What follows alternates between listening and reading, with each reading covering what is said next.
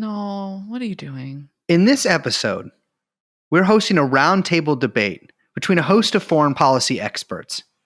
We have fellows from the Atlantic Council. We even have a couple of journalists from RT. And what we're debating today is NATO vor or is NATO feeder? I don't even know what either of those things are. Yes, you do. Jeffrey Epstein. Jeffrey Epstein. Jeffrey Epstein.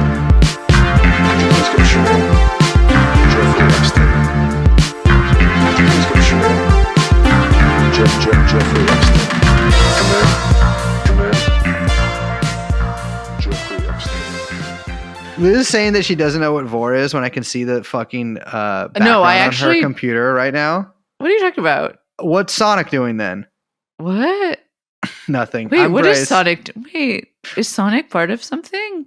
I used to play Sonic the Hedgehog so much when I was a kid.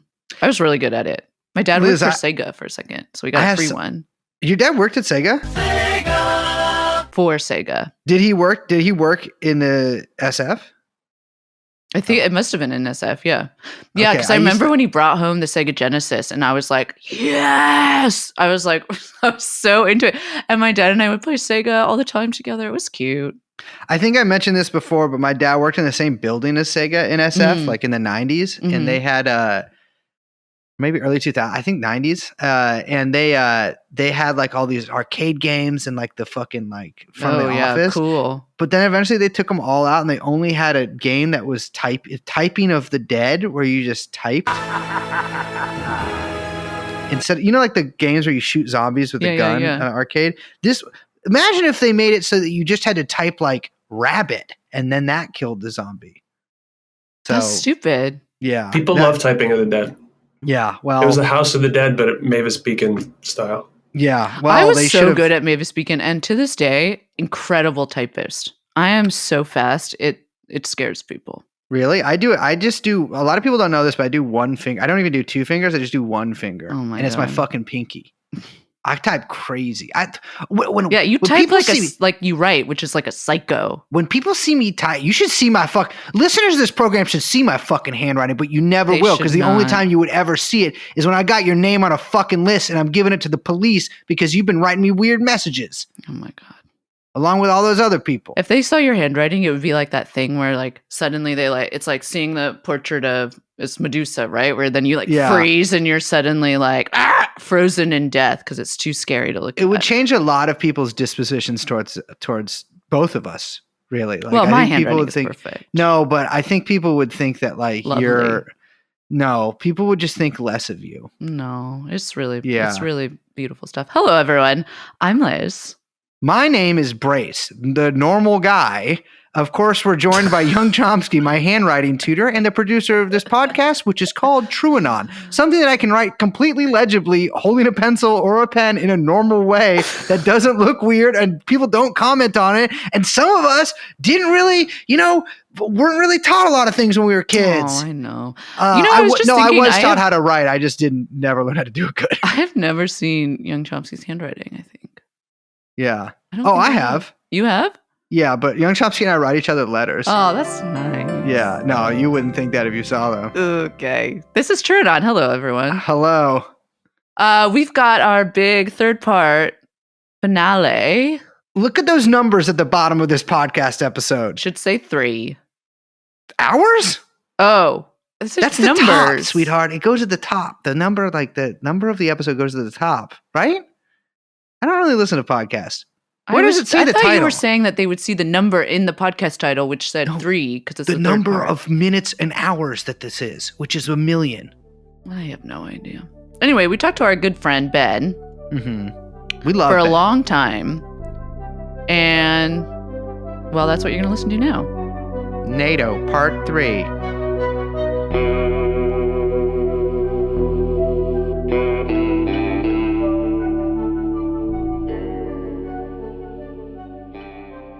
I am NATO.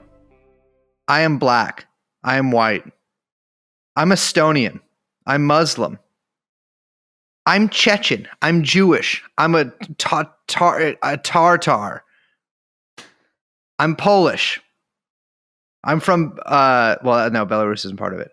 I'm from Lithuania. I'm from Latvia. I'm German. I'm French.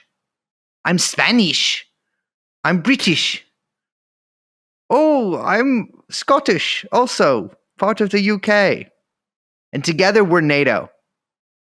We're welcoming you here to Tallinn, Estonia, where we are conducting a NATO readiness operation, Operation Licking Mother. And we have with us here today 2 force multipliers from various NATO nations. We have independent researcher Ben from Montenegro. And of course, we have Luxembourg Liz from, ironically, Belgium. I am thrilled to welcome you all here to Tallinn for the 3rd episode of our NATO podcast series. How you guys doing? Very well. Very glad to be here. The old city is lovely today.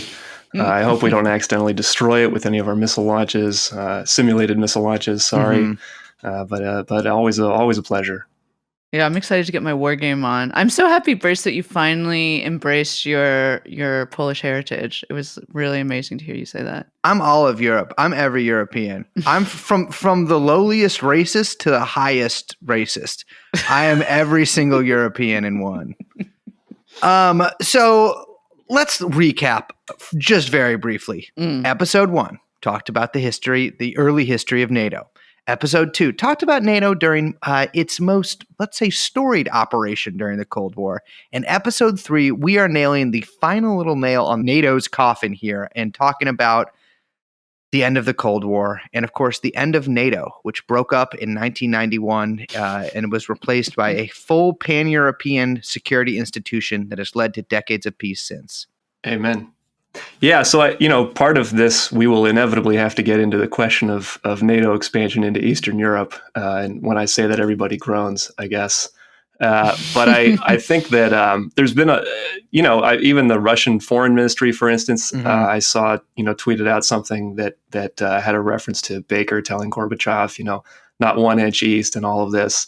And for me, I'm not really interested in this kind of gotcha sort of thing.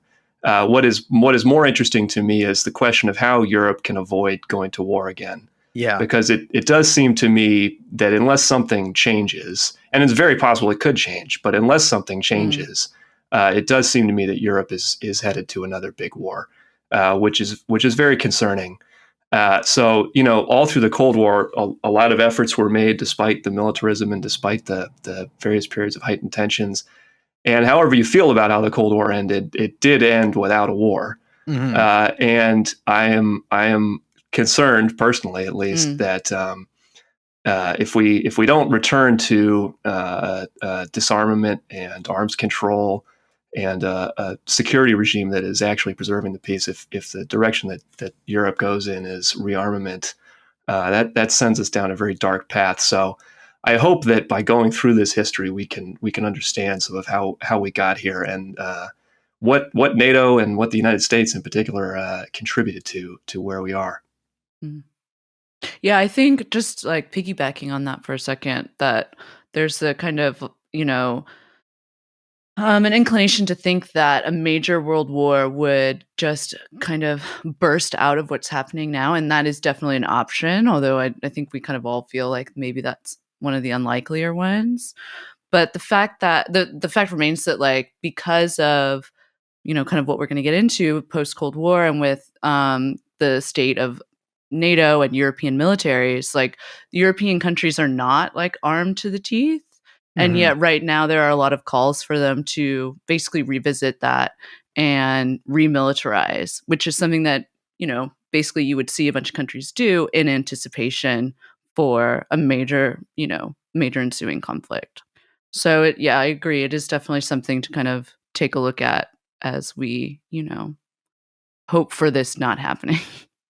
I think it's good too to keep in mind what something we were talking about, especially I think during the first episode, which was NATO's sort of original unofficial goal, which was to keep the Americans in, to keep the Germans down, and to keep the Russians out. I think that's a really good sort of refrain to keep in your head during all of this, and keep that in mind during basically the different things that we'll be discussing today, because some of those goals seem a little more likely than others. And I mean, mine, obviously, everyone here knows my number one goal: keep the Germans down, willing to sacrifice essentially everything, including basically that whole country, in order to keep that a reality. And unfortunately, with current events and, of course, a social democratic chancellorship, I'm afraid that might not be the case. And a strong Green Party. Yes. Well, no, the newly pro NATO Green Party. Yeah. A real fun Green Party they got. And, adding that to the German Green Party's pro-pedophilia positions, I'm expecting them to get a new job becoming a streamer soon. Okay, let's get into it. Where are we starting? So you have here actually, Ben, this great quote from Paul Henry Spaak, who we talked about, I think, in our first episode, who used to be he was the Secretary General of NATO, but he was also the Belgian Prime Minister. And he said, do you want to read this? Yeah. And he said this, during the Kennedy period, when there was tension around, should the Europeans decolonize, should there be spheres of influence? How should the U.S. relate to that? And he said and he basically resigned in protest of Kennedy's sort of liberalization policy. And he said to Kennedy, even if it is decided that NATO is not to have executive powers in the economic sphere, it ought nevertheless to remain the place where Western policy vis-a-vis the underdeveloped countries is laid down. That is pretty explicit that one of the core purposes of NATO is to execute the imperialist control by the Americans and the Western Europeans over the rest of the world. That is one of the core reasons why NATO exists. I think something that you run into when studying the history of NATO, sort of in the, I think, post-60s to modern era, or really till the end of the Cold War and a few years afterwards, is there was this really divergent path, these two divergent paths that could kind of be taken. One is sort of a reinforcement and re-expansion of NATO and sort of a hardening of NATO. And then the other is a pan-European security infrastructure. Which sounds like a lot of, I guess, kind of bureaucratic talk, but basically a enforcement mechanism for the entirety of Europe, a continent of barbarians that was basically has been at war since, two of them could click sticks together. And I think a really good place to start with that would be with Ostpolitik. Yeah, if you go back to the late 60s, and maybe going back to the first episode where we talked about sort of Kennedy's liberal offensive and this idea of fully taking on liberal internationalism, and Kennedy was recognizing that these social democrats could be partners in this process and could become a part of this liberal international compromise. And Willy Brandt was one of those people, and he came on the scene in a big way in 1969. When the SPD, the German Social Democratic Party, and I think it was the Liberals had a coalition government. And, Willy Brandt had been talking for a while, and now that he was in the chancellorship, he had the opportunity to do it, of this idea of Ostpolitik, which means East politic, basically redirecting a lot of Germany. And this was also popular in France under the Pompidou government. He came in, I think, at around the same time in 1969. He had been Pompidou had been de Gaulle's prime minister for since, I think, between 62 and 68.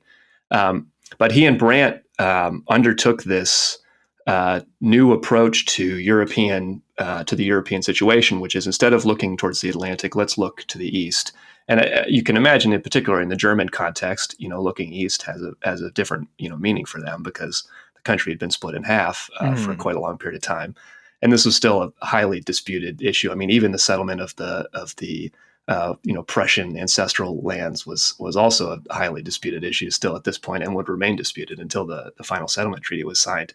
But Brandt, and this was later even Brzezinski, recognized this. They believed basically that by expanding these new Fordist production techniques and this kind of Fordist compromise, which existed in Western Europe, and as we discussed, had been imported into Western Europe by the Americans. If we can expand that into the East, then we can effectively bring the East into the Western sphere with this mechanism, not with a political thaw, but just purely by this economic means. And so a lot in a lot of countries, but in Germany specifically, there had been a lot of firms that were kind of already industrial firms like the IG Farben successors like BASF and those Yes. who had already been thinking about this Middle Europa strategy. Right. And this goes back to the interwar period that they had been thinking about this, but now they had another shot at it, another bite at the apple this time. And so they were very favorable towards this. And, obviously a lot of the old Atlanticists in the US were extremely concerned by this. They were worried that this was basically the end of Atlantic integration, which it was in many respects. But Zbigniew Brzezinski, he was very farsighted, arguably the first modern Eurasianist. And he realized, well, if we can bring if we can give Western Europe a little bit of rope, the Americans can give the Western Europeans a little bit of rope, they can go out and grab Eastern Europe back into the sort of liberal democratic sphere. Yeah. And that was basically the play. And it really started this process of a serious thaw in East-West relations, and was really a coup for liberal democracy. I mean, it was extraordinarily successful over the long term, but it led to some more. I think it really started down the path towards this idea of a pan-European, including Russia, a pan-European approach to European security, European economics, and European politics, which never came to fruition. But I think it was an idea really embodied in there that was attempted for a long time and ultimately failed. But I think it really begins in the most important respect with this Ostpolitik idea from Brandt and Pompidou. You see the continuation of these kind of politics in the 75 Helsinki Accords, too. I was about to call it Helsinki again, which is also, to be clear, I find it the very way charming. I will pronounce it for the rest of my life, the way I've always pronounced it. You can't get mad at there's too many umlauts in that. I know there's no umlauts in this word, but there's too many umlauts in other words. I need a little bit of leeway. It has with this spiritual one. umlauts. Yeah. Umlauts? See, I'm calling them umlauts. These were a series of discussions that took place in Finland. I'm not going to say the name of the city. That basically, I think, the idea was to essentially end the Cold War and to cement détente. Am I pronouncing that correctly? Yeah. Détente was a major U.S. and Soviet strategy sort of during the middle period of the Cold War in order to really halt any kind of overt aggressions. And what really ended up happening was a lot of the sort of violence between these two superpowers, one of which was almost always on the side of righteousness. The other, which is my country, was always on the side of death squads and people who killed peasants, which is a major part of U.S. foreign policy, is peasant massacres. Anyways, this was basically a way of cementing détente. A huge part of this that you actually still see referenced, not a whole lot else from it is really brought up in the modern day, is the issue of whether European nations can join alliances of their own accord, right? And so that is essentially a way of trying to do away with the spheres of influence.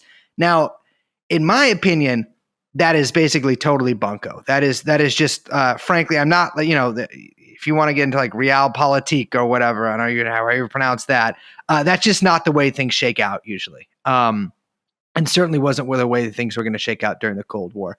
There was also the issues of settlements of borders. Americans may not realize this, but there has been some contentions over the Polish-German border going back for a little ways. Those were essentially solved during this. And I got to say, I'll give this to the Germans. They did pretty good with that during reunification too. That didn't really come up again, but I'm digressing here. Anyways, it furthered trade relations between the two superpowers and a reduction in military armaments on the continent. So a huge thing with that too, and that's kind of a too big of an issue for us to get really granular about today. But arms control in Europe was a massive, massive, massive issue from basically the moment that you were able to put nuclear weapons in missiles until today, really. and it remains actually like a pretty big issue with NATO, and particularly with missile defense systems in Eastern Europe, which would essentially prevent, a Russian nuclear attack either in Europe or I guess parts of America. Well, that's a huge technological revolution, right? The creation of the missile defense system. It basically shifted kind of how everyone's strategy. I mean, it had to, because it just like inaugurated this entirely new development in technology. Yeah. Yeah, I would say that comment about Helsinki Accords being an attempt to end the Cold War, I think that really was the vision at that point. I mean, and if you think about, détente is very complicated because, Kissinger and Nixon, throughout that entire presidency, tried to play the Chinese off the Russians and the Russians off the Chinese, this kind of Kissinger strategy. But for the Europeans, this was really a question of, does Europe become a war zone again? And how do we live together with the East? I mean, at this point, there were people who thought, oh, these communist countries in Eastern Europe, they'll collapse soon enough, and we don't have to worry about it. But at this point, and this was part of the Ostpolitik too, like they were there, they were still existing. Are you gonna wait another generation before you start to engage with them? So I think that the Helsinki Accords were an attempt to end the Cold War and settle it once and for all. Total failure in that respect, but did lay the groundwork for some of the later things that would happen. I think one of the most contentious elements was the human rights component as well. Yeah, which was pretty sharply directed against the Soviet Union from the West. Not that the West had a very good human rights record at all, but it was that was seen in particular as a way for the Soviet Union to try to basically reconcile this issue with the West, which had for so long been a propaganda point. And it was not really successful in that respect either, because it basically became another arrow in the propaganda quiver for the West that, well, they signed this agreement and they're not abiding by it. But I'll say what you mentioned about the idea of any country being able to join whatever alliance, Gorbachev, when East Germany was integrated into West Germany, Gorbachev basically cited the Helsinki Agreement as the reason why East Germany should be allowed to join NATO. That was basically, I think, kind of a face-saving gesture from him, ultimately, because he had campaigned pretty vigorously against that, and many Europeans did. But it remained significant and important, and I think it remained a significant document basically until the end of the Cold War, when it was no longer relevant, essentially. Well, you still see it referenced now, especially in terms of obviously NATO expansion. And it's funny. I think in a lot of ways, like there's all of these like conferences and documents and treaties that have been signed during the 20th century. And what you see now is sort of like the tactical employment of just like certain clauses from it, right? Like, well, this is, any nation should be able to join any alliance that it wants, is really all that remains of this. Yeah. Right. But it's still referenced. None of the other parts are at all useful. If they were useful to America, essentially, they would be. Yeah, because it also included, for instance, the inviolability of borders and sovereignty. Right. And, obviously the U.S. has no problem violating another country's sovereignty. It happens all the time. So, like you said, it's very selective use of whatever they can use as a cudgel. But I will say, as a representation of the hopes of a lot of Europeans, particularly a lot of people in Western Europe and a lot of people in Eastern Europe, did not want a war. Yes. And this was I think a sop to that in many respects, and it was seen as it was a potential way to end the Cold War. But again, I think there were a lot of factors that made that impossible.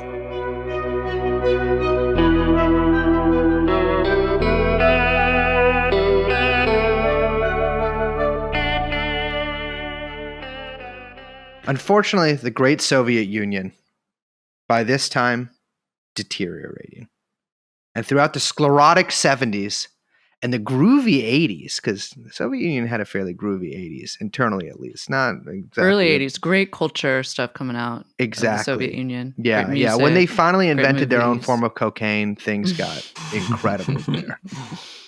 But all good things have to come to an end. And by 89, the Reaper was sitting atop his black camel, which was kneeling at the door of the USSR.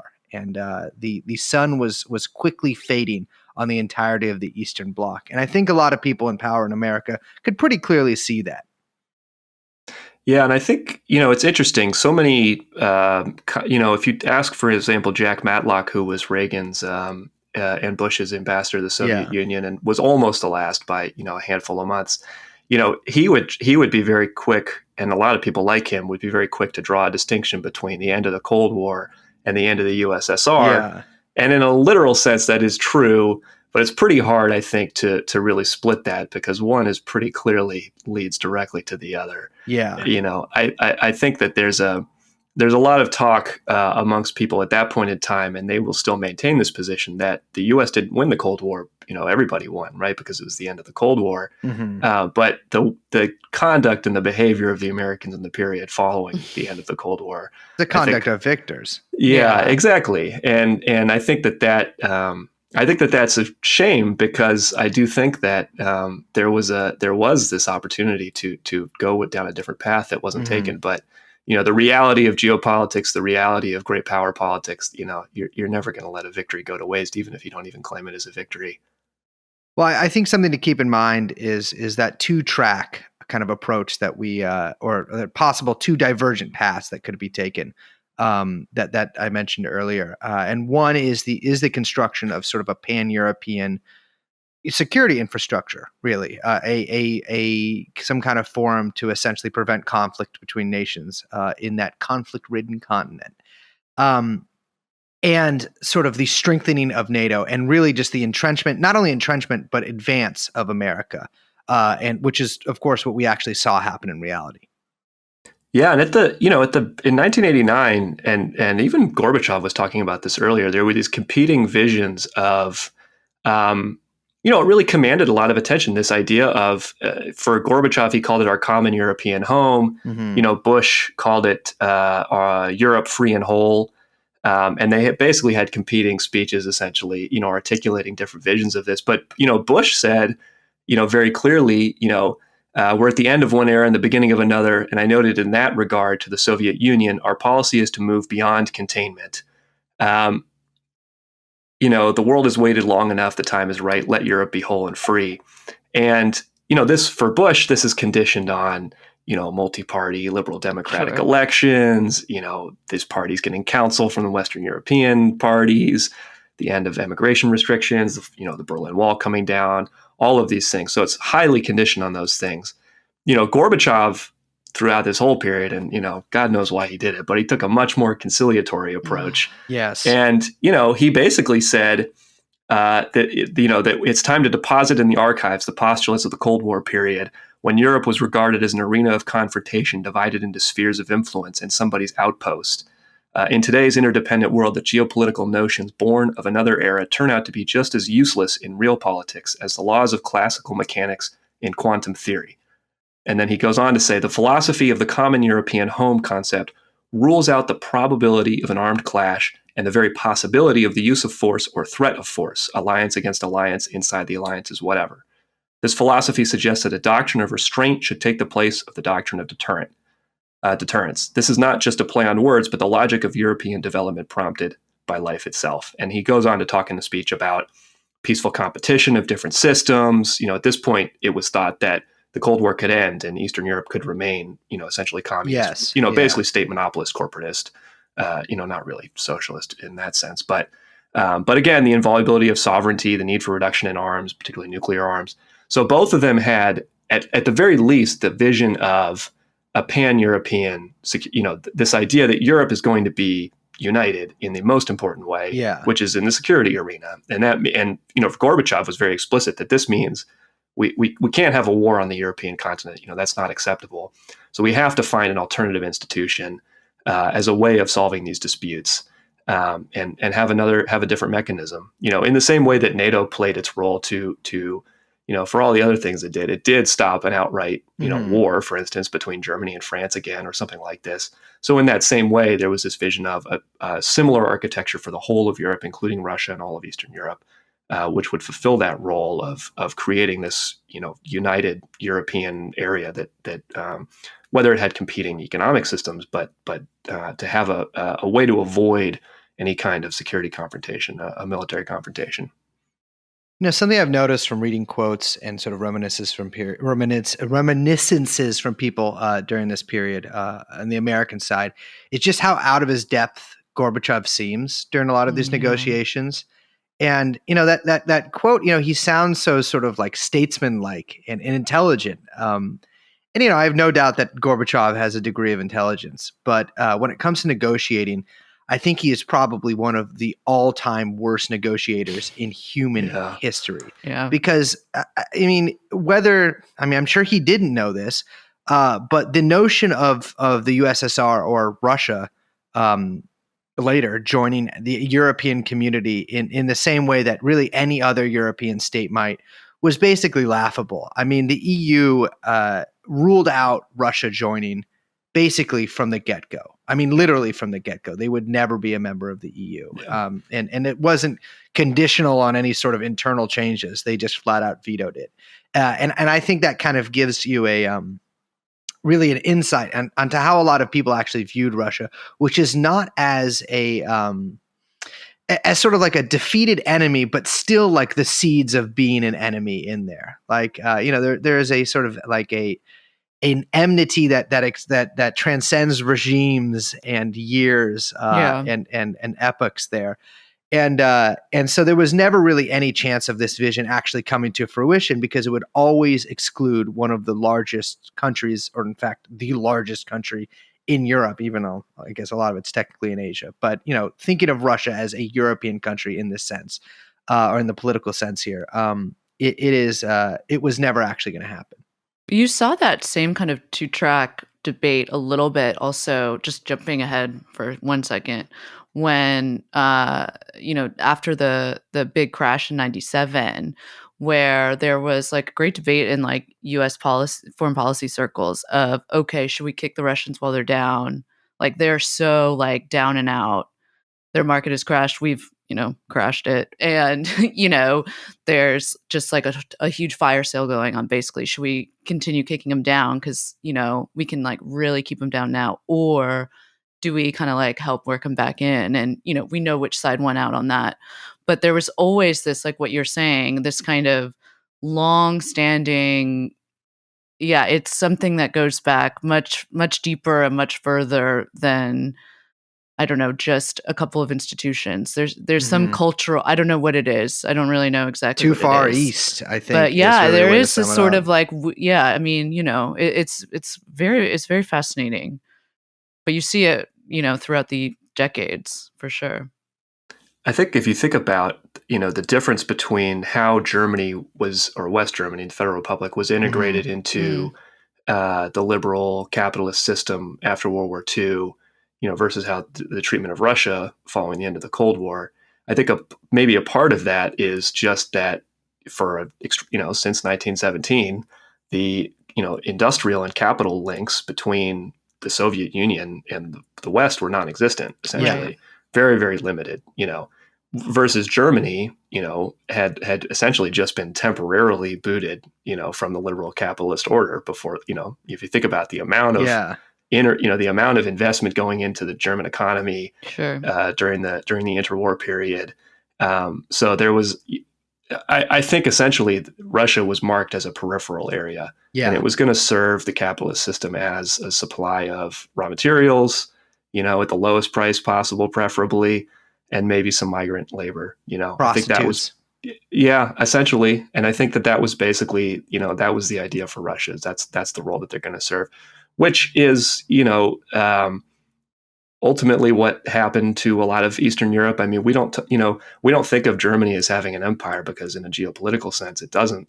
But if you look at the economic relationship between Germany and the countries in their orbit, they definitely have a sphere of influence. Absolutely. Yeah, talk to anyone in Greece.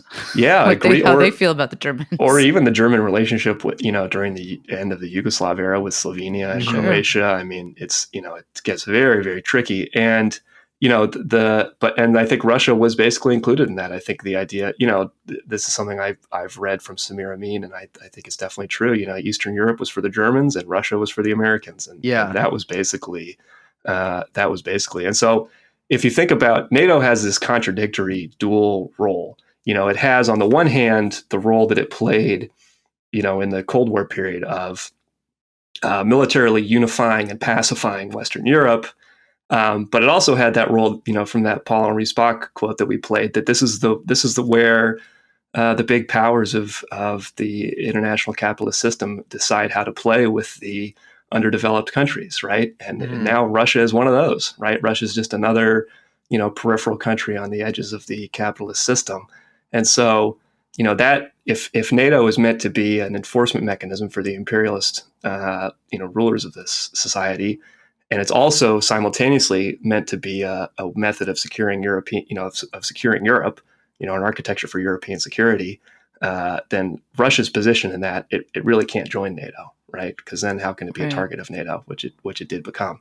So it's it naturally that those two roles that NATO takes, they contradicted themselves in this instance, and I think it created in many respects led to the situation that we're in today.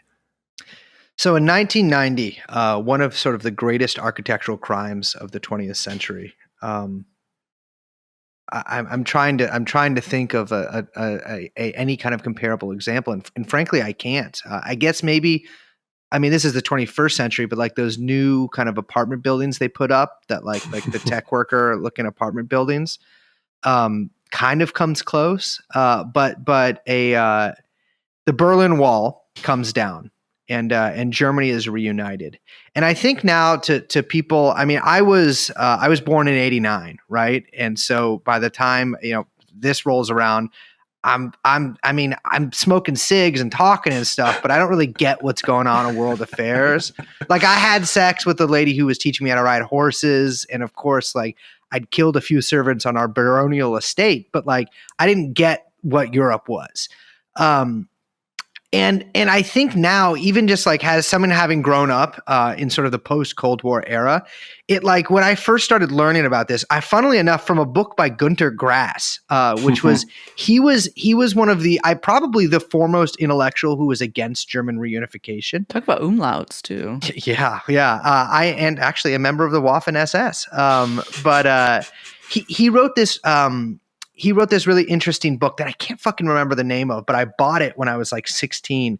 That was basically a series of polemics against reunification of Germany and for the wall. And if not a physical wall, then just like a national wall, like a sort of just two nations, which was incredible to me. And I think all that is to say is that like, now to me, it's like, well, of course Germany would be one country. It's like two countries split in half because of geopolitical reality, blah, blah, blah. Like, of course they'd reunify when the situation changed.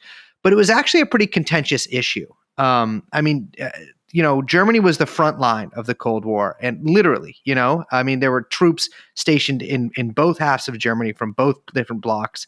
And when the wall came down, it was time to reunite. There was a real question of the balance of power of Europe changing, not just in the fact that like the Warsaw Pact, was dissolving, and the Eastern Bloc as a whole was fading away, or blowing up, however you want to put it. But the fact that like there was going to be a new power essentially on the continent, because a reunited Germany, even after sort of decades of totally uneven, development and management, although East Germany did pretty well, especially compared to a lot of Eastern Bloc states. A lot of continental powers, and I'll say continental powers because they ain't exactly world powers, like France and Britain, were actually pretty freaked out about this, because there was about to be a new big guy who's moving in the apartment building. You know what happens when a big guy moves into your apartment building? You're forced to hook up with him sometimes on the weekends. And that's it. It's all that is to say again. That actually it kind of merits some looking at, because that's a pretty important development in NATO's history as well. Yeah, if you think about that time period, like all of the old guarantees, all of the old things that France and Britain had both relied on, France and Britain in particular, because as you mentioned, they were really the ones who were, Mitterrand especially, was very, very concerned about German reunification. France and Germany have a long history. Mitterrand was a POW, I think, too. Like he was in the resistance, so he's like personal for him. Yeah. And, I mean, is Germany going to get a nuke? Is Germany going to have another empire? What's going to happen with the part of Germany that's now Poland at this point? Is the Pickelhaube coming back? Yeah, exactly. We're going to have to start wearing lederhosen. Like, what's going to happen here? And it was and in particular, Gorbachev was trying to slow reunification down because for the Soviet Union, and this is what ended up happening, but particularly for the Eastern Bloc, they were and honestly, Mitterrand also was concerned about this because he thought that NATO should go away at this point. Yeah. And at this point, we didn't talk about this, but France was no longer part of NATO's military command structure. They were sort of politically a part of it, but they weren't part of their military command structure anymore, and had been kind of pursuing an alternative. They pursued an alternative nuclear policy leading up to this. So, they were kind of primed to say, hey, let's get rid of NATO. And Gorbachev was feeling the same way. We have to come up with, before Germany can reunify, we've got to come up with an alternative security architecture. It was basically a race, right? Yeah, exactly. And that was not happening. The German reunification was happening too quickly. And there's been a lot of. I actually read a very interesting and pretty even-handed paper from the OSCE, which is the organization that we'll get to in just a moment. But it was called I think it was called the Pathway to Paris, about the Paris Charter, which created the OSCE. Okay, I thought you were talking about the Germans again. Yeah, right. They love their pathways to Paris. Yeah, and what that. I found it very interesting. That paper had a lot of really great quotes from some memorandums of conversation that have now been declassified and things. And the point of view from that paper, and it does match up with some other things that I've seen, is that on the one hand, Bush and Baker, Bush's Secretary of State, are talking about and making reassurances to Gorbachev. Yes, we're going to have an alternative security arrangement for Europe. Yes, of course we will do that. But NATO is going to continue to exist. Yeah. And simultaneous to that, they're telling other people, we have to keep NATO around because NATO is the only way to keep American troops in Europe, and we have to do that. And if I could just very briefly, so Baker writes to Bush, speaking about a conversation he had with Gorbachev. I used your speech, one of the earlier speeches about the Europe whole and free, and our recognition of the need to adapt NATO politically and military, and to develop CSCE, that is to say the alternative European security arrangement, to reassure the Soviet foreign minister that the process would not yield winners and losers. Instead, it would produce a new legitimate European structure, one that would be inclusive, not exclusive. And then Bush says to Helmut Kohl, the German chancellor, the CSCE cannot replace NATO as the core of the West's deterrent strategy in Europe and as the fundamental justification for U.S. troops in Europe. So talking out of both sides of the mouth here, telling the Germans one thing, and Helmut Kohl, this chancellor of Germany, is ardently pushing for this reunification. He knows what this means for Germany, right? And saying one thing to Helmut Kohl, saying another thing to Gorbachev, and ultimately, it really when East Germany joins, because initially, and this is what people play these gotcha games about. So Baker did say to Gorbachev initially, not 1 inch east. And what that meant was that, yes, East Germany may join West Germany. They may become a unified Germany, but East Germany will be basically left out of NATO structures, and that there won't be NATO troops in East Germany. It'll essentially be demilitarized. That was the idea, that the Soviets would leave and it would be demilitarized. But as these debates took place and German reunification was happening faster than this alternative European, what became the OSCE, the Organization for Security and Cooperation in Europe, that went all out the window, basically. And it was then decided essentially by Helmut Kohl, by Baker, and by Bush, that East Germany was going to be a part of Germany, and that all of Germany was going to be a part of NATO. And I think that was basically the end of the idea that this alternative security arrangement was going to take over, because if Germany's not reunified under those auspices, in the same, the allegory might be the reunification, the German situation under NATO, right? Like Germany rejoins Europe under the auspices of NATO, and that's the way that that tricky political issue can be managed. But if Germany's just being reunited in this Western imperialist, military alliance on the European continent, the idea that there's going to be an alternative, peaceful, solution between East and West in Europe, it's just not feasible at that point anymore. So I really think this is pretty much it. And the very brief window hope. And it was still held on, and the OSCE still exists, but I think that basically this really closed the book on this alternative European security arrangement. Yeah, I think it's worth mentioning too that Baker's promise to Gorbachev actually was I don't want to say a ripoff, but was maybe an homage to something that the West German foreign minister, this guy named Hans Dietrich Genscher, who I think just died recently. He made this big speech in Tutsing, Germany. This became kind of known as the Tutsing formula, that NATO wouldn't expand, and Baker essentially repeated those promises to Gorbachev. I agree. I think that basically the Americans and the Germans were essentially saying anything in order for the Red Army troops to leave Eastern Germany. Really, all that's anything that happened after that. Well, it's like the Russians don't get a say, right? Yeah. You're out. And so, we talked about this pretty extensively, I feel like, in one of the episodes we did on Ukraine with Mark Ames. But it's like these promises, whether they were, there's a lot made that the fact that Gorbachev didn't have him write any of this down, which is another classic case of what you would call Gorbachev-style bargaining. Also, just real quick, TrueAnon tip to the listener, always write it down. Always get it right. Always get it in writing. Number one thing, get it in writing. And then, now that we got cell phones, take a photo of it in writing. So you got it on your person and you got it in writing. My thing, though, beyond that, writing doesn't really mean much either. Make them do it immediately at gunpoint. That's really the only way. Yeah. If you're dealing with someone who's duplicitous and perfidious, the only thing that you can really do is just make them, all right, let's just, why don't we just go do this now? Especially if you're talking about something like reunifying a country. Yeah. Get it in writing. And of course, that the any sort of notion that full Article 5 guarantees wouldn't be extended to Germany, and this actually comes up a lot. There are, I think I mentioned this maybe in the first episode, but there are countries who have, let's say, alternative style relationships with NATO, right? France being one of them, Denmark being another, Spain being another. And so this wasn't just some shit that they were pulling out of a hat. This was not an unrealistic sort of equation for the eastern part of Germany. But in realpolitik reality, this was never going to happen. Germany was going to be reunited and Germany was going to be fully a member of NATO. Yeah, I think the point about because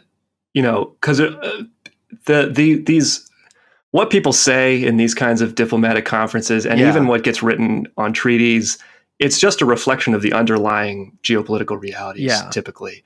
And as you mentioned, at this point in time, the Cold War was clearly winding down, but it wasn't clear that the USSR was going to be gone anytime soon. I mean, I think maybe some people had a sense that maybe it would come to an end soon enough, but the idea that it was going to be gone, I mean, basically it was like a year between the signing of the treaty on the final settlement with respect to Germany and I think it was Christmas Day 91, right? That Gorbachev was basically it's over. So it was like a year basically between that. And I don't think it was anticipated that it would happen that quickly. So you can imagine for the Americans, the USSR still exists and they still have 400,000 troops in East Germany at this point. So you can imagine, I mean, the idea that at the beginning of these negotiations, in February of 1990, because the situation changed a lot between February 1990 and September 1990. In February 1990, it looked crazy that East Germany would become a part of NATO. But by the end of that period, the situation was starting to change. And even when you get to, let's say 93, 94, when NATO's Partnership for Peace, starts off, the situation had changed even further. The USSR didn't exist at that point. Yeltsin was close buddies with Clinton. So the what was said at this point, I think, between Baker and Gorbachev was really just a reflection of the underlying reality and the fact that the most important thing was getting those Russian soldiers out of East Germany at that point. And like you said, once that happened. And keeping the American ones in. Yeah, which is kind of crazy when you think about that the Russians had to pull their soldiers out, but because the Germans are okay with it, which, to be clear, I mean, this happens a lot when you talk about geopolitics, say the Germans, the Russians. Well, who are we talking about? The state. Yeah. Whenever we're talking about, when we say the Russians or we say the Germans, we say the Americans, we're talking about state bureaucrats, state officials, leaders of the state. You're not talking about the working people of Germany or the working people of Russia. that's not at all when you're talking about foreign policy. Like, Yeah, exactly. it's Because just you're always talking about state organs. yeah, and the the bourgeoisie who are Yeah. ultimately Yeah, the power people behind who are in most charge states. of the state. Yeah, and the because Germans were not necessarily They in did- favor No, of NATO. No. NATO had. I think NATO was more unpopular than it was popular. I mean, this is the case for much of Europe up until a week and a half ago. No, but this was the case for much of Europe during the Yeah. Cold War, and then it obviously it dips and it rises. But yeah, NATO was not popular. A large part of that had to do with, I think, for a lot of Europeans, the fact that like America was the one, well, mostly the one with a lot of nuclear weapons. And if those were going to be deployed, they would not be deployed. They would be deployed on the European continent if they're going to be, the most immediate place for them. I think a lot of it's related to a lot of the debates and protests that happened in the 80s around the cruise missile. Yeah. This idea that, are we really going to have nuclear cruise missiles and things like in my backyard, essentially, if I live in, Bonn or wherever. So, yeah. And like you said, in Eastern Europe, except for Poland, NATO's always been pretty popular in Poland. But apart from Poland, the rest of Eastern Europe in the early 90s, the idea of joining NATO, I mean, there wasn't a whole lot of interest. It was later developments that triggered that. But yeah, Germans were not necessarily in favor, but because of the Trump, Overruled.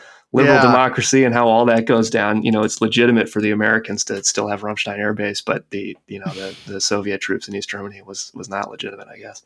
I think one thing too, and that actually sort of makes me sympathetic to NATO, is there were some sort of American and particularly British and French actually sides of the debate too, is that like a neutral, independent, non-NATO Germany is like the worst thing possible for France and the UK.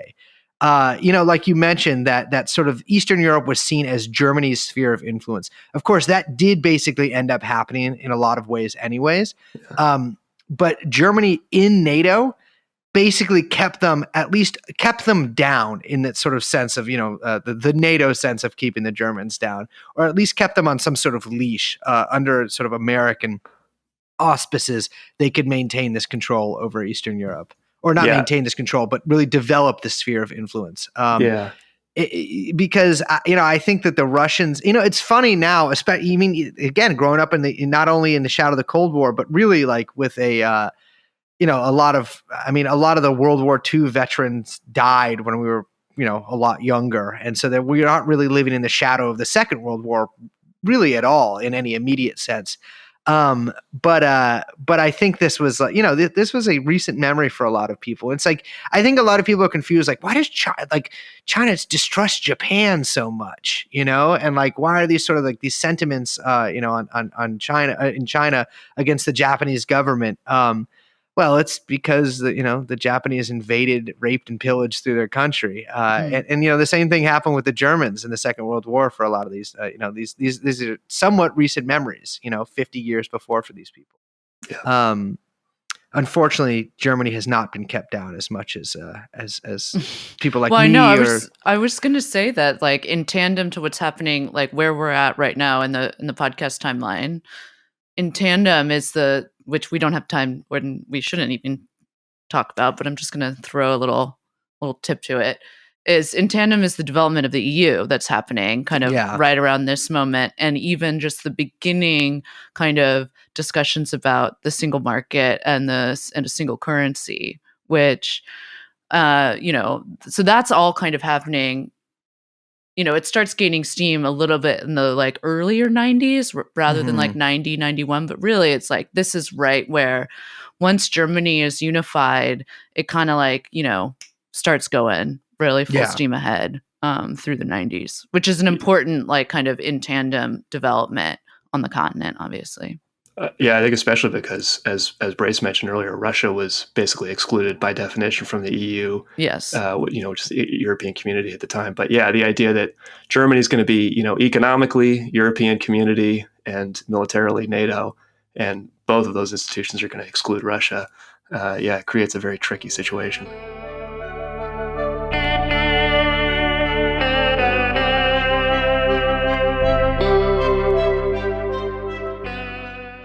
You know how like when you begin dating someone and you like make it very clear to them, like a year or two in, you're like, listen, I am dating other people right now. I want you to know that you will maybe make full girlfriend status one day, but so may some of these other hoes. And I just want to make that clear to everybody right here what's going on. Like, we have our mutual stuff that we do, and I would like to maybe integrate some of our other, possible hoes into this, integration type thing that we're doing here. And that's what's called a partnership for peace. That's something that I was gonna say it's a poly for peace. but I lost the ability to. I'm like, I'm not really sure how well this allegory works. So like, it doesn't work at all. But I like when you just go with it. Yeah, that's the thing a lot of people don't understand about podcasting. You can just never stop talking. So if something stops making sense, you have to start trying to make it make sense. Yeah. Similar to geopolitics, actually. Exactly. So let's talk about the partnership for motherfucking peace. Yeah, I think the Partnership for Peace is really interesting because it's a we had this failure of the Organization for Security Cooperation in Europe. That was basically a dead letter.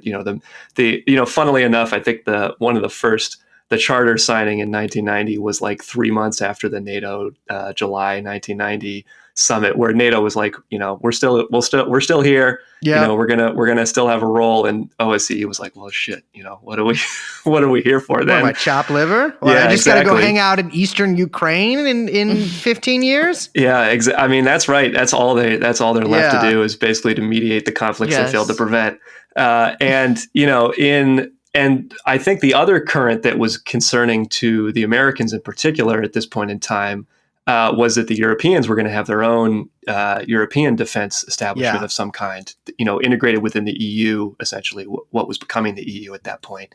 And so there was a defense planning guidance that was written in 1992. It was intended for the years 1949, 1994, 1999, a nice DoD 5-year plan.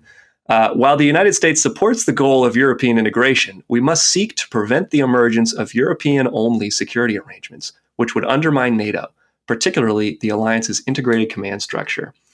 So this was a way, the Partnership for Peace then is a way to essentially expand NATO into these countries which were going to become a part of the European community, some of these Eastern European countries, without expanding NATO. And it was a very subtle sleight of hand. And the way that it was discussed with Yeltsin in particular, because, at this point in time, like Yeltsin and Clinton were buddies. Yeah. When Yeltsin got reelected in 96, I think there was that famous Time magazine cover that said, the Yanks to the rescue or something along those lines. With the cartoon face. It's always a bad sign when you got a cartoon face on the cover of Time. Yeah, exactly. Even some of the policies we're discussing now were basically, some of them were released and talked about in tandem with Yeltsin's reelection campaign in order to help him. Yeah. Absolutely, because, NATO expansion, I think in December 93, like the ultra nationalists got 25 or 30% of the vote or something like that in Russia. So there was like serious discontent within Russia about, this whole security situation. And I think this was an attempt to help Yeltsin kind of stave that off. And basically what it was non-NATO membership, effectively. Yeah. It was not fully implemented everywhere because, Russia was technically a member, I think until 2014. But it became the way that a lot of Eastern European countries ended up joining NATO was through this pathway. And in 93, the Clinton Secretary of State, Christopher, went and said to Yeltsin that there could be no recommendation to ignore or exclude Russia from full participation in the future security of Europe. Again, this was like a sop to this idea of, of course, we're going to have this integrated European, security architecture. And so Christopher goes on, as a result of our study, a partnership for peace would be recommended to the NATO summit, which would be open to all members of the NACC. So this was a existing organization that included Russia and all of Eastern Europe, sort of a way to convene with NATO, including all European and NIS states, which is the former Soviet Union states. There'd be no step taken at this time to push anyone ahead of the others. So this was during a time period where potentially Poland joining and other Eastern European countries. But this idea that we're not going to do that. We're not going to let some Eastern European countries in and others. And so Yeltsin, according to this memorandum of conversation, literally jumped out of his chair and said that this was genius. And he asked to confirm that everybody would be on equal footing. It would be a partnership, not a membership. And I Christopher love was that. like, A partnership, not a membership. Of I mean, course, it's yes. like, my God. Yeah, exactly. We're not we're not exclusive, but like I love you. And Cartoon head. For Yeltsin, he was like, this has solved my problem. Like, Yeah, this has right. solved my Yeah. ultranationalist problem, because now we're a part of NATO. We're in a partnership with NATO. Yeah. No No one's a member. We're all just partners. Exactly. No one's a member. We're all just partners. But it seems that Yeltsin did not get the second part of what Christopher said, which is that Christopher said, we will in due course be looking at the question of membership as a longer term eventuality. There will be an evolution based on the development of a habit of cooperation, but over time. Yeah. And so I think this was basically, I do think the angle of Yeltsin's domestic support was a factor in this. Absolutely. I think it was a way to help Yeltsin's ultranationalist problem.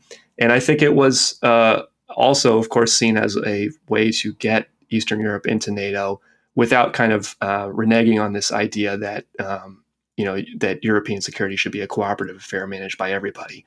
And just the way... I encourage people, if you Google, Yeltsin Christopher Partnership for Peace Memorandum of Conversation, you should find it. It is hilarious to read. I mean, even the fact that Yeltsin thinks that Russia's included in the European, like in the definition of European, is like a problem, Yeah. It definitely, I mean, it seems like from the get-go that it was, kind of a SOP for sure. But also there was the clear, okay, we're going to kind of establish this as the kind of gateway drug to opening up NATO to all these post-Soviet countries, or, like we mentioned, Poland especially, but that there were like bigger aims here. Yeah, I think Poland was probably the crucial one. And I think, I also do think, though, that Yeltsin came to understand this because, he gave a speech in Budapest in 1994 where he said, NATO was created in Cold War times. Today it is trying to find its place in Europe, not without difficulty. It is important in this search not to create new divisions, but promote European unity. We believe that the plans of expanding NATO are contrary to this logic. Why sow the seeds of distrust? After all, we are no longer adversaries. We are partners. And so I think that even at that point, I think that the illusion of this partnership for peace idea was seen through, and it really served as a poor alternative to a truly independent alternative institution, which the OSCE was. Yeah, it was a pretty rocking meeting. I think around this time, or maybe actually directly right before or after this speech between Clinton and Yeltsin in Budapest as well, which covered a lot of these issues. This was. I mean, it sort of just drives home again the point that like any sort of like Russian integration here was seen as essentially just like a fucking joke by the Americans. Like it was never really going to happen. And you sort of feel like, I mean, Gorbachev and Yeltsin are two deeply pathetic men, right? Like, I mean, I don't think that you could get a more pitiful figure than fucking Yeltsin. When they talk about him jumping out of his chair, I'm sure that was just a polite euphemism for him falling out of his chair and spilling a glass of California Russian wine all over the carpet. But yeah, it just goes to show. I mean, you see this happen too with the beginnings of the NATO interventions too in the 90s, because this is. The Balkans are a complicated place, a land of contrasts, you might say, and a land of people who all just simply don't know yet that they're Jewish, which is the solution to their problems. Just have everyone convert to the oldest religion that there is that all the other ones took everything from. Anyways, in 1995... there's a NATO intervention in Bosnia. Well, I'll say that the crucial things about, so first off, the crucial thing about this is that unlike the 99 bombing, which was not UN approved, this one did have a UN mandate. So it was a legal, it was a legal war. But the issue, if there was any doubt whatsoever that the OSCE was a non-existent organization, this pretty much confirmed it, because who did the major European capitals, London, Berlin, Paris, who did they send in to solve this European problem? NATO. That's right, baby. Right. Best pilots in the business. Top Gun. And, Yeah, by the way, we should mention that France, like, had basically reintegrated with NATO at this point, Yeah. even if not officially. France is a slippery little minx when it comes to NATO. They still don't have any American military bases in France, from what I recall, actually. But that could change. But yeah, and they still have their own, nuclear deterrent that's not fully integrated as well. But I mean, I think for France, this was just like, okay, how do we, we've been pushing so hard for this alternative to NATO, but at this point, NATO's going in, so how can we have some role in this, some way of determining what happens here? And especially, this was a very tricky issue because of the issue of Croatia and Slovenia, who, I don't want to get into the whole history of the Balkan Wars at this point in time, but suffice to say, those countries were a lot of German industrial interests were eyeing those countries with great interest. Yes, and obviously geopolitically they were going to remain independent. Germany didn't have the ability to change that, but economically they could definitely come into their sphere of interest. And open up, as we like to say. Yeah, exactly. Open up.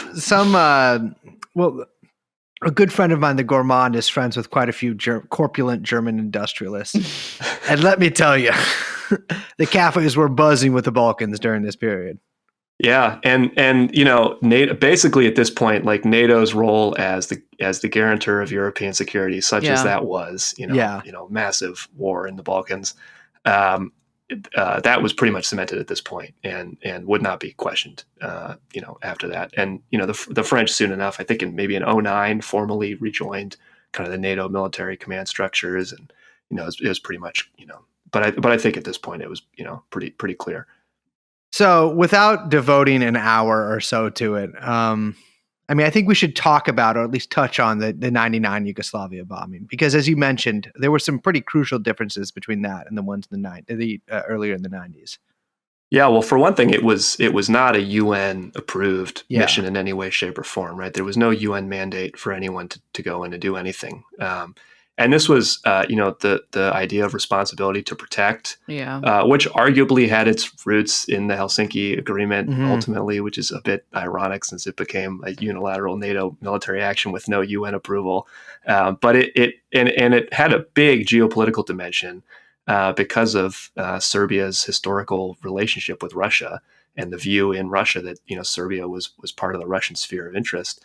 And so for the Americans to go in and use, massive military bombings to try to split off a part of Serbia, essentially unilaterally in a way that's not been recognized by the UN. It was a hugely contentious issue, and really, I think, seriously strained America's relationship with Russia at that point in time, which was already starting to be on the rocks. But I think that this was a pretty serious issue for them. Really quick, we should explain these two concepts that you mentioned: responsibility to protect and guarantor of regional security. These two terms, which get used by both NATO and often the U.S. State Department, basically become the kind of like modus operandi of NATO in the 90s, when there is no kind of there's no Soviet Union left to kind of justify its existence. And so now NATO kind of comes out and like sort of transitions that no, like our role isn't about, defensive against a Soviet invasion, because obviously that doesn't exist anymore, but really that we have a responsibility to basically be the kind of like policeman for Europe and to protect like all these little, like we're the mother hen to all these little countries under our hoop skirt, like in the old timey I've gotten in a couple of mother hens hoop skirts before.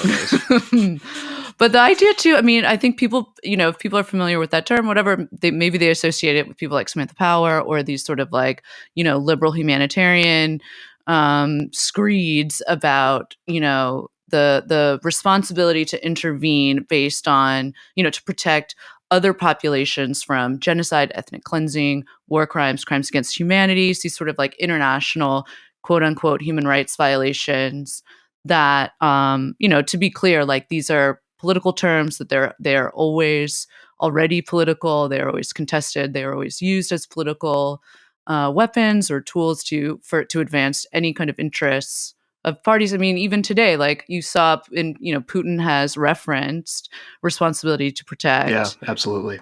In both the, invasion of Ukraine and in Georgia previously. Yep. So, these are political and fungible for those reasons. The other concept that you mentioned was guarantor of regional security, which is really similar.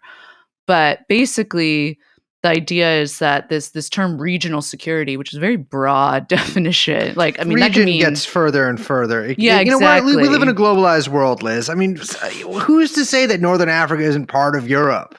Yeah, no, but that's true. I mean, that's basically like, we're talking about Yugoslavia, but, by the early 2000s, like basically before Iraq, really what everyone was looking at was the Baltics. And they're saying, no, now this is, European regional security, which if anyone looking at a map might be like, you know?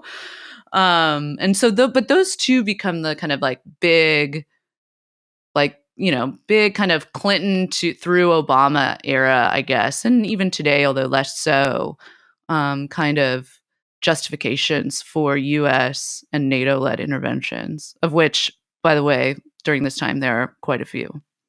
Yeah, it is interesting. I mean, the policies of the neocons, America has had a consistent neocon foreign policy and neoliberal economic policy for a long time, but the way it gets articulated is very different, right? For Iraq, it was like this Bush doctrine idea, but starting with Clinton and going through to Obama, this idea of responsibility to protect, it's basically a liberal justification for violating international law and invading a sovereign state. I mean, when you look at the Yugoslav situation in particular, I mean, it's not like NATO was acting in an even-handed way. I mean, they pretty clearly picked sides in this conflict, right? They were not evenly, pacifying, right? And the violence of the bombing and the destruction that was wrought on this country, on Serbia and on Kosovo, I mean, it was pretty astonishing. Yeah, I mean, and the images that came back from that, I think, were pretty shocking, and it did spur a lot of anti-NATO protest in Western Europe and also to a lesser extent in the U.S., but it certainly was there. I mean, they just carpet bombed the place. I mean, it was. Yeah, they ran out of precision guided munitions because they used them all in like the first week. And precision guided munitions is like all terms like that, smart bombs, anything like that. That's all fake. I mean, they are slightly more accurate than like just a barrel bomb or whatever, but not really. And eventually they just had to start using dumb bombs after about a week because they ran out of the high tech stuff.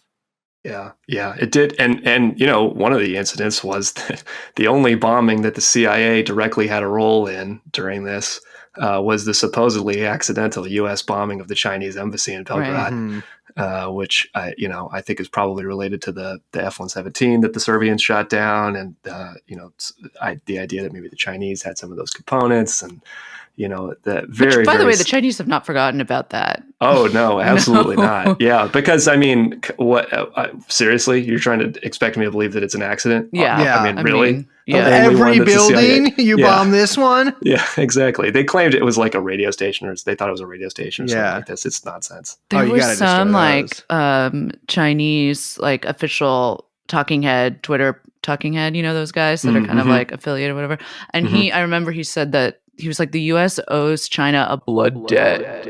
And I was like, that is incredible. But they were talking about the embassy bombing. Yeah. And I was like, I got to remember that term blood debt because God, that has teeth. I owe some blood debts. I mean, it's just, you just got to keep avoiding the guy you owe them to and you're all good.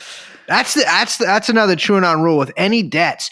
Just stop picking up your phone. Get a new number even. You're all good. What are they going to do? Kill you? Well, then your blood debts were paid. You're all good. It's a win-win situation. This is really when, both in 95, but in 99, really 95, I think it seems sort of quaint now, like when you read kind of conspiracy stuff from the 90s, people worrying about UN troops, like moving into America. Like as if the UN sort of military component really is any teeth or any ability to do anything besides just purchase sex from 12-year-olds in third world countries. Exactly. Spread shit into rivers and stuff like that. Like the UN teenagers. Exactly. And so what you see, I mean, you differentiate the 99 and 95 bombings by, one was technically legal under international law. And I think that is important. But what you also see is the UN essentially like losing any credibility as like a peacekeeping force and outsourcing that in the future to the United States and I mean to NATO, but to this other security organ. I shouldn't say that. It's more like a security apparatus, really, because NATO goes from being this like we're describing here this alliance of military powers in Europe led by America to really being this like global policeman that's whose precinct captain or whatever police chief is America, and the subsequent NATO interventions after that. I mean, the biggies there are Afghanistan, which is, after the 9/11 attacks. It's the only time Article 5 has ever been triggered. A bunch of countries went into there. Sort of hard to like really separate it from the America's involvement in Afghanistan, as it was basically the same mission, a lot of training and protecting. They did kill a lot of civilians, which is why I say it's difficult to differentiate it from the American intervention there. But they took over, that was also, there was a UN Security Council resolution that basically allowed this.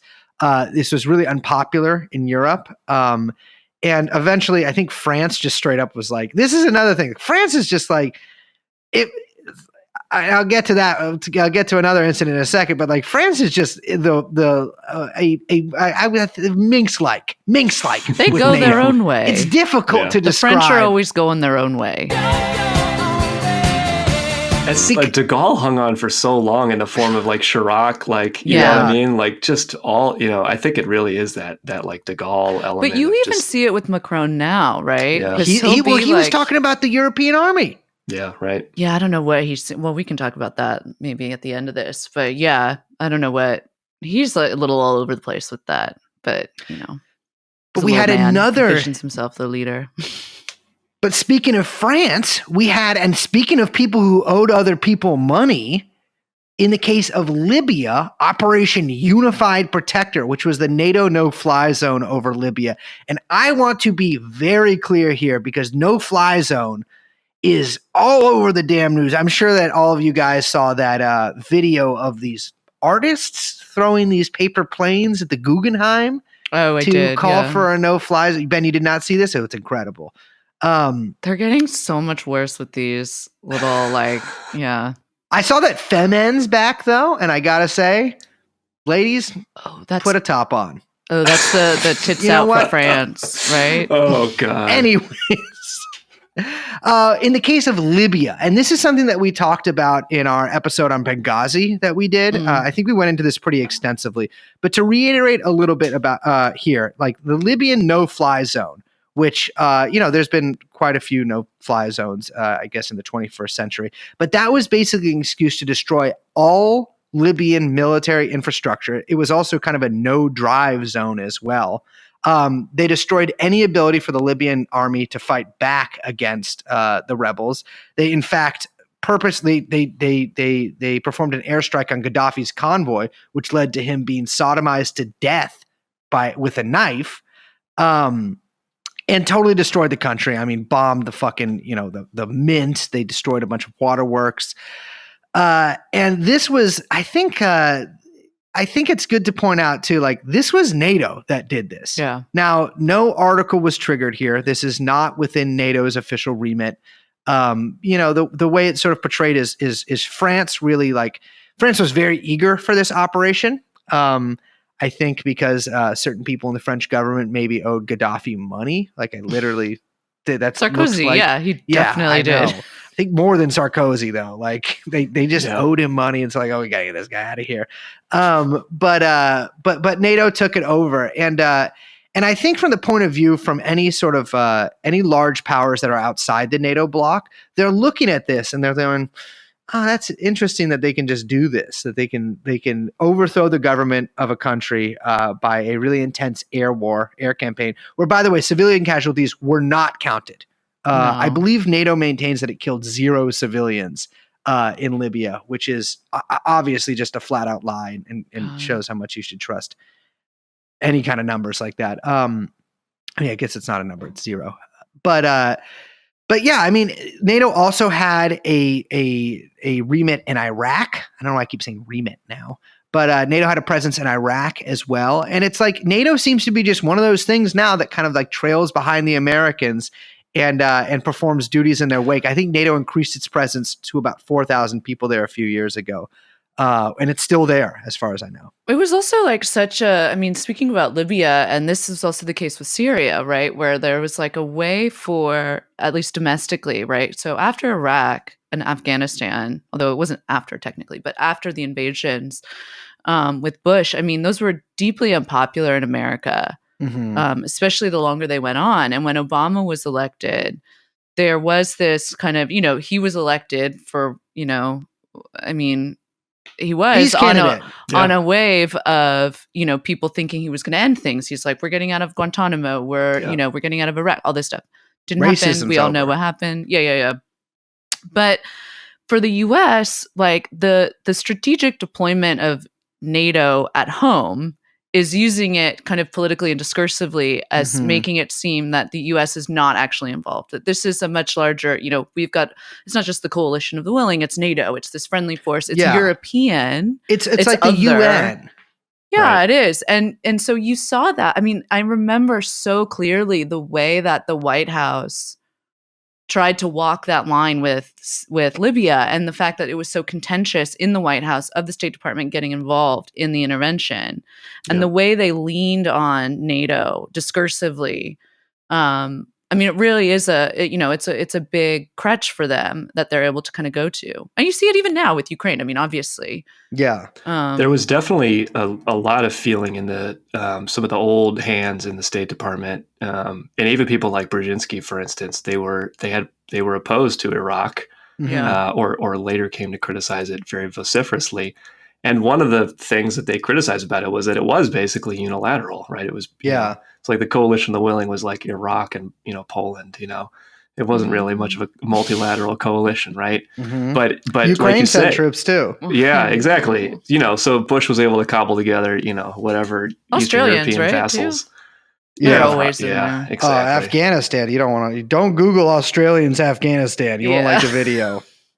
But the idea, sort of bringing back this multilateralism as kind of a like you said, like a way discursively to expand, particularly in the post-Iraq situation, the ability of the U.S. military to do what it needed to do in service of these imperialist goals, I think is pretty troubling. And I mean, fast forward to Ukraine, it's a very similar situation. I think people's reaction to the situation in Ukraine would be very different if it was not a NATO multilateral operation, if it was sort of a unilateral American thing. So I think it does domestically in the U.S. serve that role. Of course, for Europeans, I mean, they know what NATO is. It's an American-dominated institution, right? So they have a very different reaction to that than we do back here. But I think it definitely serves that purpose in the States.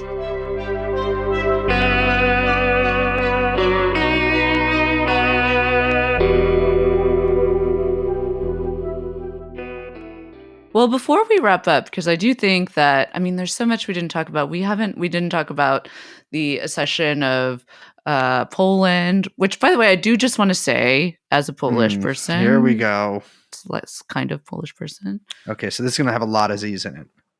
I mean, for the Poland remains very afraid of both Germany and Russia. Yes. And so in the 90s, I mean, even if you go back and read the diplomatic cables, it's so funny because they'll be like, they'll say like, well, we don't really know how much we can expand NATO in Central Europe, except for Poland. They really want it. Yeah. The Polish desire for Big Mama US, mother hen is like very real and grassroots, at least within the state structures. I think there remained like, I mean, understandably very skeptical of, Germany, especially after the reunification and Russia having any kind of sphere of influence, even as it was like, basically buried in the dirt in the late 90s. Well, too, with the with accepting NATO, because we have really not talked about NATO enlargement here, but to give people an idea, NATO went from was it 16 countries at the end of the Cold War to 30 countries today. Mm-hmm. I mean, some of those countries are ones that you're like, that's a country? Like Montenegro's part of NATO. Yeah. Macedonia, I believe, is part of NATO now, which actually, there's when eventually those two states, Macedonia and Greece, go to war, I think every American's going to have to pick sides in that. Mm-hmm. And I don't know what NATO is going to do. But with accepting Poland into NATO, I think it does bear saying that like NATO gained a border with Russia then. Yeah. Russia has an exclave in Europe. Kaliningrad. Good. I wasn't about to try to pronounce it. Which is must be weird to live in right now. I'm not really sure. Like, I bet those guys are probably like, fuck, I wish we could join the EU. Like, you can't go anywhere now. I mean, I don't know how that's working with like airspace or anything like that. It actually works pretty funny in airspace. You can see how they do it with the planes. It's really funny. They just got to go like... Yeah, they like dip down. Jesus. It's so weird.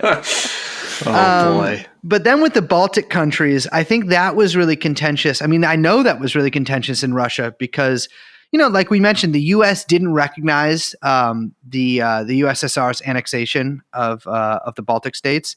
And so they sort of use this in a mealy-mouthed way to be like, well, we're not actually getting into the territory of the former USSR. But like to Russians, this was part of Russia since the early 40s, I think it was, or no, late 30s. And I think then also NATO then gained a border with Russia that was actually at Russia, and not only at Russia, about 100 miles from St. Petersburg. And, I'm not trying to say the sky is falling here, but it is a pretty goddamn notable development that the borders of NATO have gone from West Germany to fucking Estonia in a very short period of time. In I think about 15 years. And with that, quite a few European countries are in NATO. It's funny. There's always talks about adding like countries outside of Europe to NATO. Yeah. Like every couple of years, there's like some meeting. Like, should we add like Taiwan? Not Taiwan, actually, but like like Australia to NATO. And they can't. I think for a number of reasons. But I have a feeling that eventually they're really going to try to make that push. Yeah, I don't. We didn't end up talking about NATO expansion too much, but I'll just say about it briefly that I think the main issue here is how do you prevent a war from breaking out in Europe? And theoretically, that's the main issue.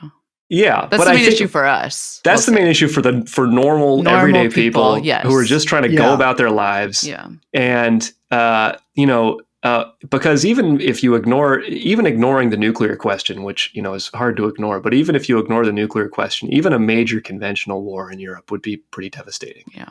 Probably chiefly most devastating for Eastern Europe. We can see that the one in Ukraine is every day gets more and more so. Precisely, and ultimately, because we talked about the idea that and this is true. I mean, under international law, and this was recognized in the Helsinki Agreement, right? That countries have a right to join whatever international associations that they want to, right?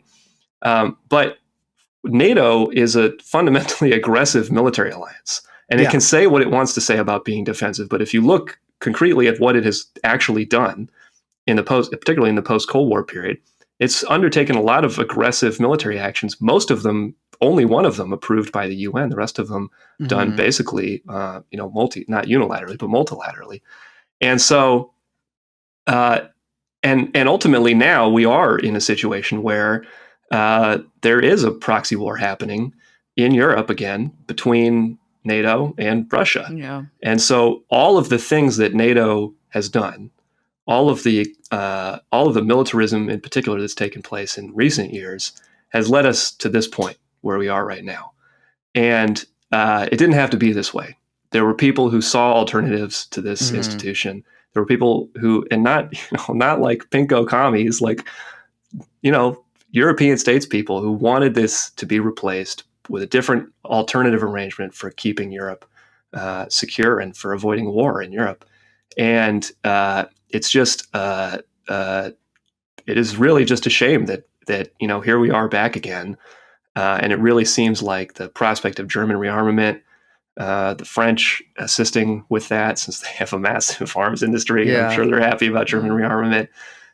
So I don't think the prospect of European war it's not going to happen tomorrow or in 6 months, but in another 5 to 10 years, if things don't change, if there's not a real reappraisal of this situation, I think we're going to be in for a really rocky ride.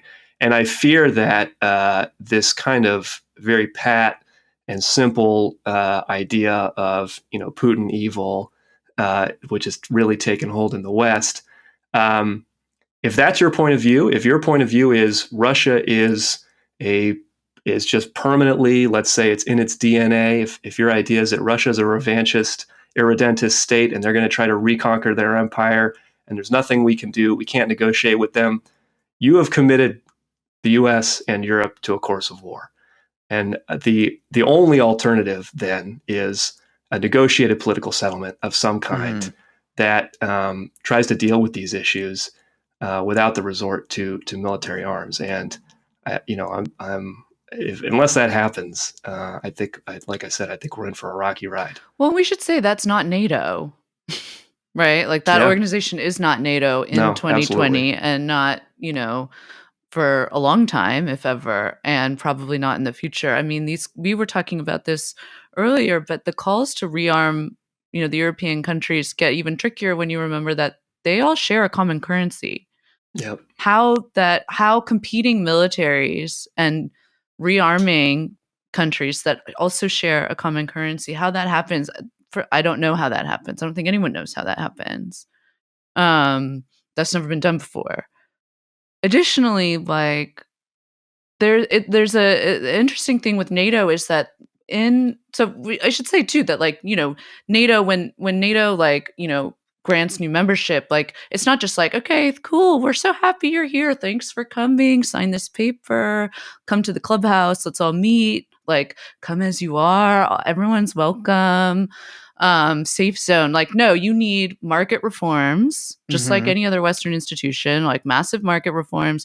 You need a certain percentage of your GDP budget needs to be to certain type of military allocation, right? They have all of these sort of checklists that have to go through, and it has nothing to do with, by the way, are you a liberal democracy? Are you are you West? I mean, look at fucking Turkey, the most BPD of the NATO states. Yeah, I mean, Portugal joined when it was a dictatorship. It was a straight up fascist dictatorship. Yeah, absolutely. Straight up. Yeah. But but the tricky thing with now these calls to just rearm Europe and what is going to be very I don't know, wild to watch play out is that basically NATO is also in their their attempts to, we say, keep Europe down while maintaining some kind of superiority over them, while having this kind of larger regional alliance, is that they pushed member states to, with their military and NATO spending, to highly specialize, right? And so you have each country does not have anything close to a complete military, with the idea being that every country then has to depend on other NATO states if there were to ever be, an Article 5 style, attack, incursion, invasion, whatever we want to call it. And so everyone except the US, by the way. So every NATO member state is highly dependent on one another. Now, that has all kind of gone out the window if we're talking about every state rearming, and basically a rearming race, right? So this is kind of uncharted territory a little bit. That I don't really know kind of what we're looking at. Well, my thinking is first of all, NATO has never been tested as NATO in a kind of ground war that ever. NATO was designed to. Yeah. And I can tell you right here, right now, that happens, it's probably going to fall apart. I mean, it's hard to fight a fucking war, right? When the U.S. invaded Iraq in 2003, I mean, half these guys didn't have body armor. They shipped them in unarmored Humvees. We are like the best at the military, right? I mean, look at Russia. Russia's losing a ton of fucking vehicles and troops in Ukraine. They had a really powerful military. Trying to coordinate all of these different countries' militaries together when it's unclear, like say Article 5, Russia, invades a totally just, exercise here, but like, Russia invades Estonia or something. Article 5 is triggered. Well, does everyone actually really want to go to war? Will some countries be more into it than other ones? How does that work for logistics or anything like that? Article 5 is actually pretty vague. We don't know what that means. I do know that means America's going to war. America's committing a lot of troops. And regardless, even if everybody joins in, America's going to be in charge of it. But I think if the alliance truly gets tested in an out-and-out ground war, I mean, I think it would be a disaster. I don't think that it wouldn't necessarily mean a loss, but I think it would be a disaster for NATO as NATO and for any really illusion of, an integrated command or anything like that. Because that shit all falls apart if it's actually tested. I mean, what they were doing in Afghanistan is essentially they were doing the same shit as America, like paying contractors a bunch of money and then bombing villages sometimes. Training troops to molest young boys better, for the government. We should say too, if you're Estonia looking at what's going on in Ukraine right now, you have to be asking for some real assurances from the US because, okay, look, Ukraine's not in NATO, blah, blah, blah, whatever, but Ukraine has the full capacity of the US GPS system that it's using right now. It has a ton of NATO weapons. It's not the US quote unquote NATO forces going in, but it is about as fully backed as it could be, including I'm sure a ton of ways that we don't any know. kind of massive missile defense system that would have taken 6 months to kind of train and set up, right? Hmm. So if you're Estonia, you got to be is the US really going to come fight Russia over us? I don't know if you feel comfortable about that. I mean, I'm sure there's a lot of diplomats having a lot of fun conversations and all of that. But I mean, I think that because, like you say, we don't know what Article 5 is. We don't know what that actually looks like. And the existence of NATO basically depends on the idea that it will always forever be enforced no matter what. That, it kind of unravels if the confidence is lost. Yeah, you already see now this issue of getting, Polish and Slovakian planes to Ukraine. And it was because... I mean, is that going to make Poland a target if the planes are Polish and they get sent to Ukraine? Who are the pilots? Exactly. I'm sorry, Ukrainian pilots are flying Polish planes? Okay. Yeah. They are MiG-29s, but I think they have NATO equipment in them, so I think that they have to retrofit them regardless. Yeah, but I think I think that situation is just a good example of, even in this relatively limited engagement for NATO, the political unity of all of the different parties here is already being called into question. And if you're in Central Europe and let's say some kind of crisis happened that involved a confrontation between NATO or NATO members and Russia in Eastern Europe, do you decide to sue for peace? I mean, that was the French plan. Yeah. But that was part of why they had an independent nuclear deterrent was if Russia invades Western Europe, we'll just have we'll have our own peace with them. Yeah. And I think that is very much a fear of, I mean, I don't know that France would do that. Maybe they would. Yeah. But, I think that's very much a concern for the NATO parties is to what degree is this political unity actually real? And when the rubber meets the road and it actually turns into a shooting war, what is actually going to happen? I think it is a huge open question. And it's why, I've seen people, for instance, say that rather than NATO completely backing off of Ukraine, that instead they should have gone full speed and had NATO Article 5, guarantees for Ukraine. And for the reasons I just described, I don't think that would have actually been a solution because I think there's a good chance that the Russians might have just called bullshit, right? Yeah. And said, if that's real, then make it real, right? Let's see it. It's existential anyway, right? Like, hey, for the Belgium, you Russians. want to go die for, Kharkiv? Yeah. Exactly. And I think that, ultimately, this whole thing calls into question just the liberal order of states being the way that they are. Yeah. And, again, here we are again. You know what I mean?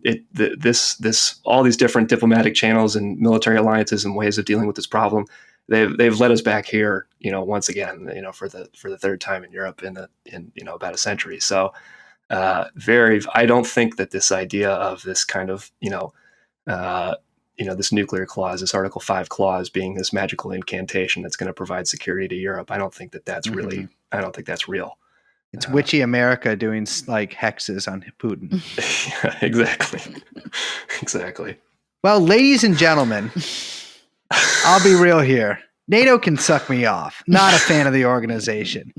NATO exists at the same time as like a global policeman and like essentially an instrument for the US to dominate Europe. And these security guarantees that, it supposedly has for the eastern states, well, when those get actually the rubber meets the road here, I don't actually see any real guarantees in that. That's something that you read about a lot in sort of like writings about NATO, is that like the difference between like guarantees and like what that actually means and the language within it. And I think a lot of people are going to find a lot of leg room there, or a lot of elbow room, whatever, a lot of room to maneuver within the language there. My whole thing though, don't do a war. Yeah, man, we're peaceniks over here. Yeah. Amen. I'm not anti-war always. I think that war is, can be not good, but it can be an acceptable political outcome, or a process towards an outcome. But I would hate to see a war between Russia and NATO. That would be that would really put a dent in a lot of my weekend plans. Yeah, to say the least. Yeah. Most of which would be joining the Russian army. I had this whole thing before Russia invaded Ukraine. I was like going to do this journalism thing where I become a general in the Russian army to kind of see what it's like from the other side. Now it's like, if I did that, everyone would get really fucking mad at me. Yeah, you already got that Z tattoo and everything. I mean, I know I got that for Zelensky though, because I got that. I got that on my neck. That's such a good character guy who got the Z tattoo thinking it was for Zelensky, and then found out he's like that they invaded. De facto Russian nationalist. I mean, it's bullshit. I mean, you guys know me. You know that I'm the foremost Jewish Chechen in the world. And to see what's going on here between my Jewish and my Chechen brother, I'm just saying they need to get. I told Liz. I guess I texted you guys this earlier. Sean Penn needs to get out of Ukraine. We need to put Anthony Weiner in. We need to put him in charge of negotiations, and he needs to bring this whole fucking train to a stop. We laugh and you joke, but this was my response when you said this. I think if Kamala was president, there's a chance that Anthony Weiner could be involved in this, which is why we have an official announcement here to make at TrueAnon podcast. We are K-Hive now. We're endorsing Kamala. Yes. Yeah. First of all, don't tell me she's not electable. She's electable if you vote for her. Literally true. Math checks out. Absolutely. Second of all, she's the fucking funniest thing that I've heard in a long time. And I gotta say, she's given Trump a run for his money on bangers. She's beating his ass right now, Liz. Let's be frank. Yeah. The Trump's gay national anthem thing was pretty good. But also I gotta say, like, maybe something we've already heard from him. Yeah, I'm like, it's like, okay, it's the gay national anthem. Her press conference with the president of Poland, incredible. I highly recommend everyone. If you're still listening to this, by the way, just stop right now. Stop, hit pause. So now you won't hear this, but now go listen, Kamala. It's the only thing I'm going to link to in the show notes now. The clip of her at this press conference in Poland. It's just incredible statecraft. Just beautiful work. I don't know if she's on Valium or what. It's like, it's too close to Veep. I mean, it's like shockingly close. She's fucking cool. Yeah, she rocks. Yeah. I gotta be honest. I bet half the NATO command structure is on Valium right now. They got it. Yeah. Yeah. They're certainly on I'd be- Twitter because that's where like all hell is breaking loose with NATO deciding what's going on. Oh boy. Yeah. And if you're one of those people calling for a no-fly zone, I hope you go into a no-guy zone, which means that you're in solitary confinement in prison for the rest of your life. Never see any guys again because you're in a women's prison, which is the most insulting kind of prison to be in for a man. I mentioned this before, but it's so funny to me that like Obama and Hillary spent so long trying to obfuscate what a no-fly zone was for Syria Mm-hmm. that now the White House is having to do so much work trying to explain what Explain actually a what it is, yeah. no-fly zone totally. is to Oh, get God. Americans to stop asking for it. And to reiterate too, I a few friends of mine were shot by like troops from a NATO country, and so gotta say they can suck my dick.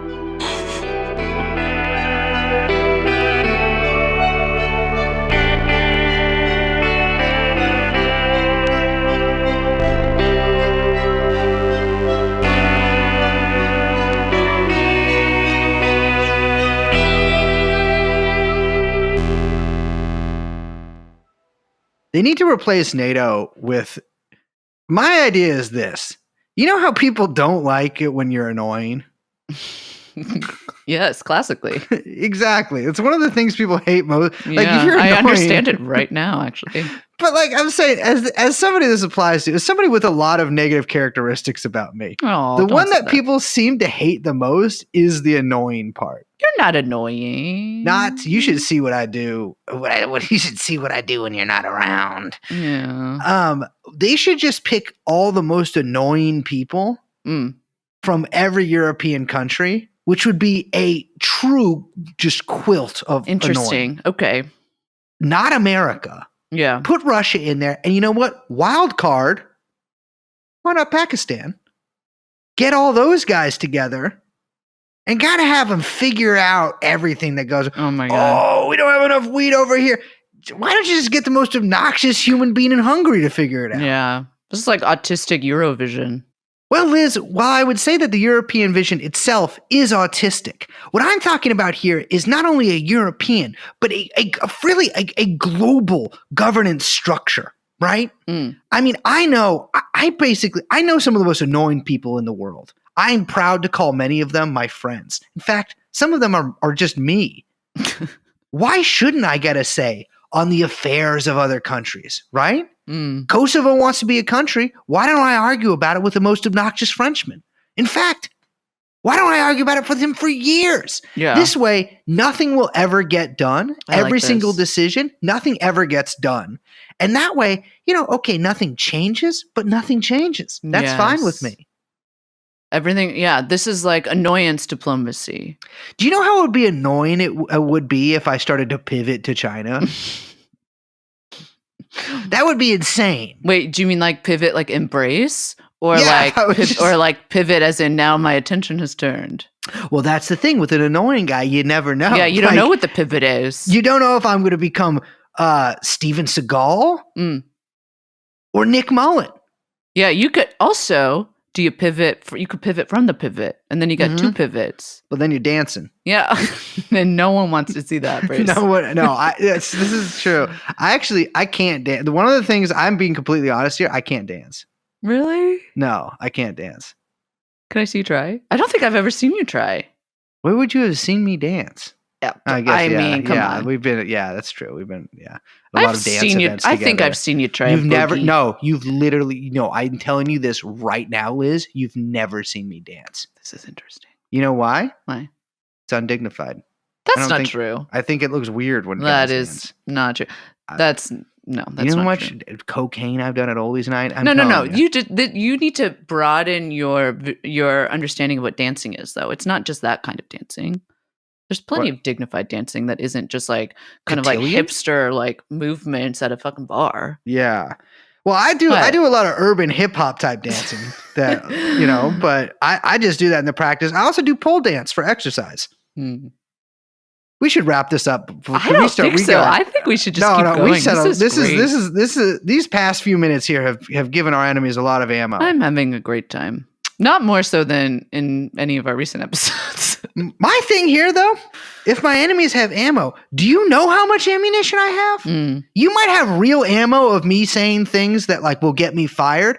I have What are you real gonna get ammo fired from? I'm not for a firing real gun. We have And a little NATO of our own here with this little trio. We're in a little NATO. Trilateral. Yeah, we got a little trilateral here. No one's firing at anyone.